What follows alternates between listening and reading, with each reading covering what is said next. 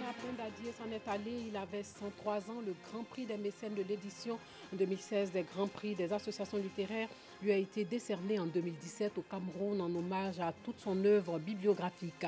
Et puis des Algériens manifestent à Genève, en Suisse, devant l'hôpital où est soigné leur président Abdelaziz Bouteflika à l'occasion de la venue de l'opposant Rachid Nekaz.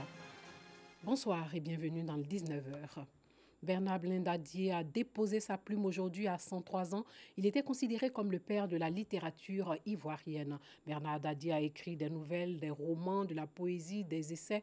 Un nègre à Paris et Le Pagne Noir ont marqué de nombreux lecteurs, sans oublier Climbié. Nous Sangaré nous plonge au cœur de l'histoire de cet écrivain et homme politique. Dabou, cité du Léboutou.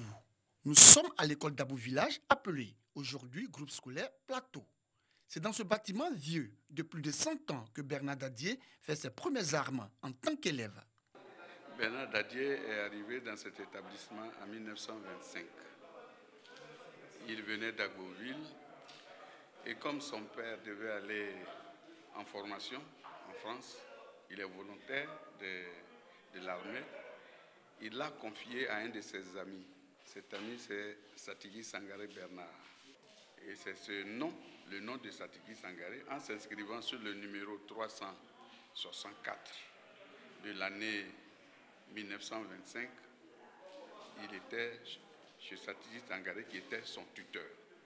Et lors de son baptême en 1926, son tuteur lui a donné son nom. Donc il était l'homonyme de son tuteur.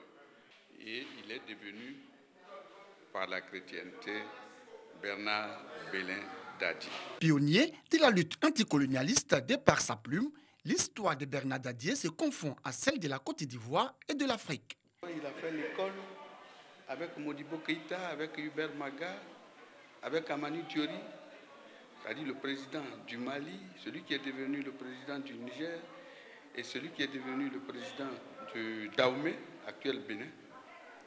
Après cela, il a écrit sous l'égide de la négritude avec Léopold Sédar Senghor, Damas et Césaire. Aujourd'hui, que ce soit ces gens, la promotion, la formation, que ce soit au niveau de l'art de la plume, tout le monde est mort. Il est considéré comme l'un des auteurs les plus prolifiques de la littérature africaine, avec des œuvres dans plusieurs genres. Un riche parcours qui mérite d'être compté à la nouvelle génération, d'où la tenue de cette conférence initiée par la Fondation Bibliothèque Archives Bernard Belin Dadier. Dénommée sur les traces de Bernard Dadier, cette conférence a été également marquée par la récompense des meilleurs élèves de l'inspection de l'enseignement primaire 1 de Dabou. Grand prix littéraire d'Afrique noire en 1965, il fut également ministre de la Culture et de l'Information en 1977.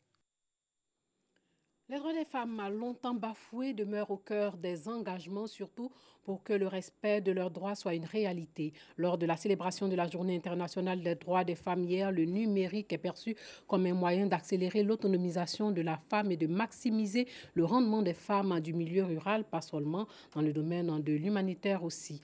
Christiane Kobi et Sangaré ont immortalisé des pans de vie de plusieurs femmes. Marquer un arrêt pour faire le bilan des actions menées pour l'épanouissement de la femme et de dégager les perspectives. C'est tout le sens de cette journée internationale des droits de la femme. Les femmes de la Croix-Rouge de Côte d'Ivoire ne sont pas restées en marge de cette célébration. Elles ont reçu les honneurs de leur institution pour leur apport au rayonnement de cette organisation humanitaire. C'est elle qui porte secours. Quand vous voyez la Croix-Rouge dans des situations difficiles, vous avez toujours des femmes. Aux premières heures, les femmes ont toujours été là. Donc on trouve toujours notre place parce qu'ayant été formées, on a les compétences aussi pour travailler aux côtés des hommes. C'est vrai que c'est la promotion des droits de la femme, mais la femme, elle doit montrer ce qu'elle est, ce qu'elle a donné et ce qu'elle peut donner. Elle doit se faire valoir et se valoriser. La célébration de la Journée internationale des droits de la femme est la première du genre à la Croix-Rouge de Côte d'Ivoire. Des kits alimentaires, des produits hygiéniques, des bassines et des bidons d'eau.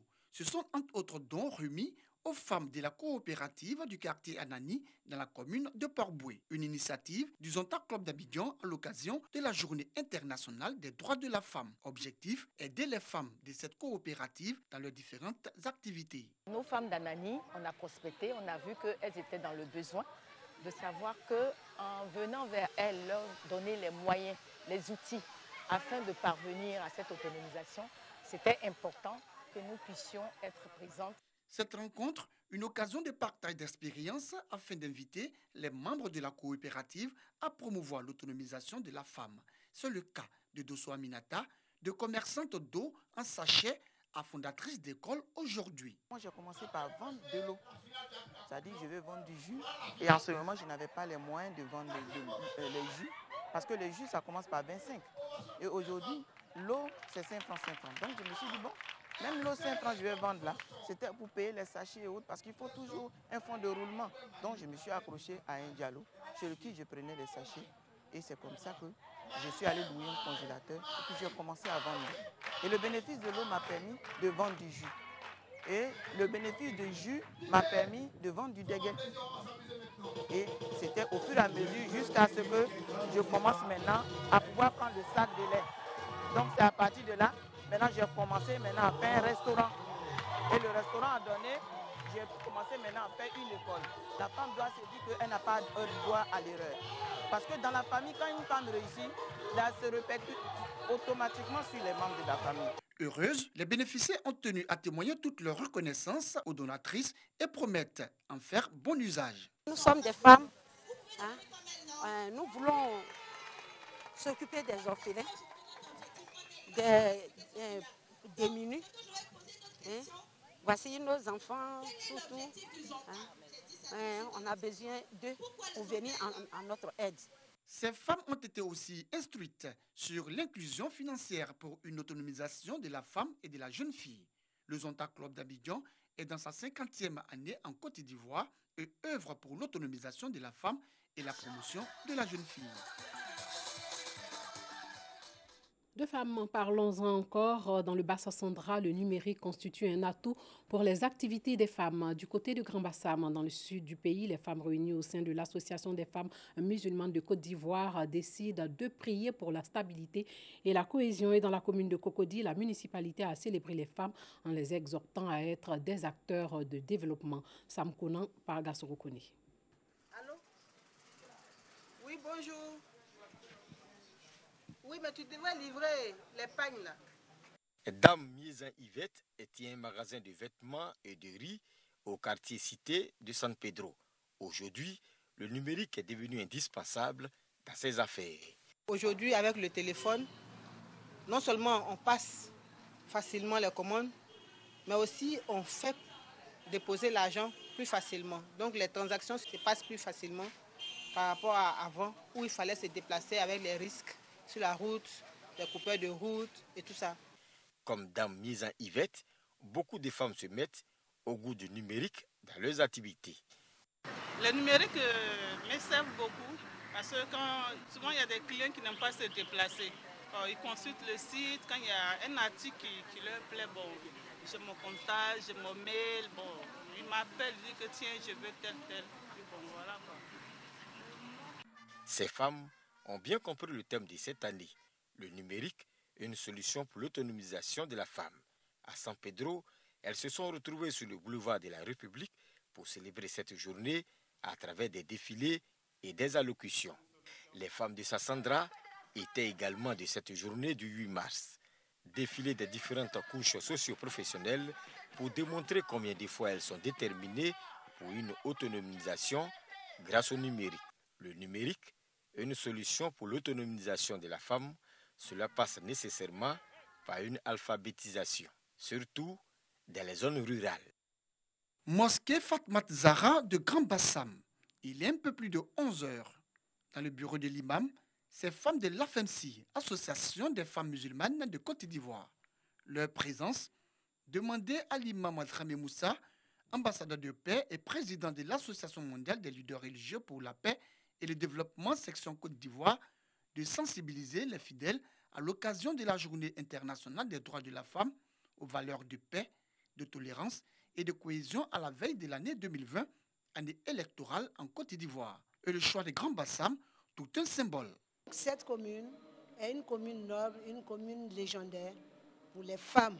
Nous avons demandé à Dieu que l'imam puisse faire une prière pour la paix, la cohésion sociale en Côte d'Ivoire. Le message des femmes de l'AFMC, reçu 5 sur 5 par l'homme de Dieu.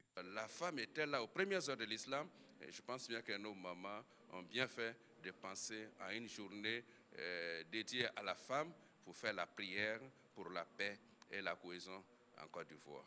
12h30, après l'appel à la prière, l'imam Dramé peut commencer son sermon. Thème développé, la paix, la cohésion et l'amour, mais aussi l'importance de la femme en islam. Magnifier la femme, célébrer la femme, c'est de reconnaître le bienfait de Dieu. Car Dieu lui-même, à travers le messager de l'islam, nous dit éduquer un homme, c'est d'éduquer une personne, mais éduquer une femme, c'est éduquer le monde entier, sinon l'humanité. Après le sermon et la prière, fidèles musulmans et autorités communales saluent l'initiative. Quand nous pensons à nos mamans, Anne-Marie Raji, les premières dames qui ont marché sur la prison pour libérer leur mari, nous trouvons que c'est une bonne initiative de venir à Grand Bassam pour célébrer la femme. C'est la journée où la femme doit être magnifiée. Que les femmes de Côte d'Ivoire, surtout des religieuses, portent leurs choix sur la commune de Bassam, c'est une fierté pour nous en tant qu'autorité. Nous voudrions que les bénédictions, les prières qui ont été faites soient acceptées par Dieu et que notre pays puisse vivre en paix. C'est par des invocations, des prières et des bénédictions que cette cérémonie religieuse en vue d'accompagner la vision et les actions de paix et de développement du président de la République, Alassane Ouattara, et qui s'inscrit dans le cadre de la Journée internationale des droits de la femme, a pris fin. Les femmes de la commune de Cocody, en phase avec leur mère, accompagnées de son épouse pour la circonstance. Jean-Marc Yassé a communié avec ses administrés en cette occasion de la Journée internationale de la femme.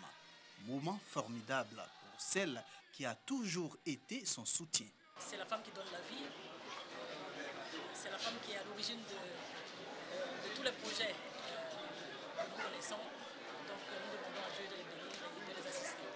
Des danses et de l'ambiance, mais également des échanges francs entre les femmes et le premier magistrat de la commune de Cocody ont été les moments forts. Cette amitié qui se crée entre les femmes de Cocody et le maire doit être sincère et durable.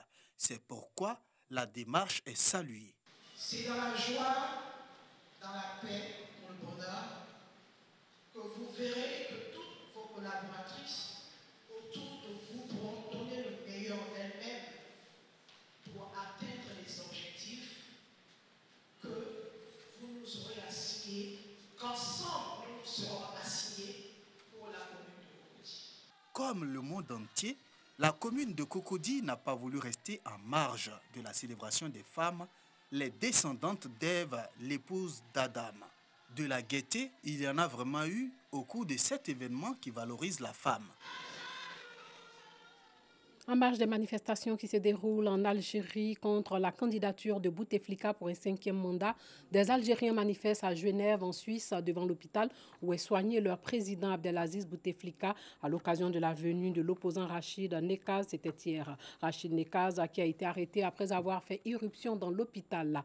L'opposant algérien voulait vérifier la présence du président Abdelaziz Bouteflika dans l'établissement hospitalier. Selon lui, et je cite, « Le monde entier, l'Algérie tout entière, c'est qu'il n'est plus de ce monde. » Fin de citation. Rachid Nekaz devrait être déféré aujourd'hui devant un procureur à Genève pour violation de domicile après avoir fait irruption dans l'hôpital où est soigné justement le président algérien selon la source policière. Il lui a également reproché d'avoir essayé de s'opposer à son éviction de l'établissement hospitalier, tout comme d'avoir fait fi de l'interdiction qui lui avait été signifiée d'entrer dans l'hôpital.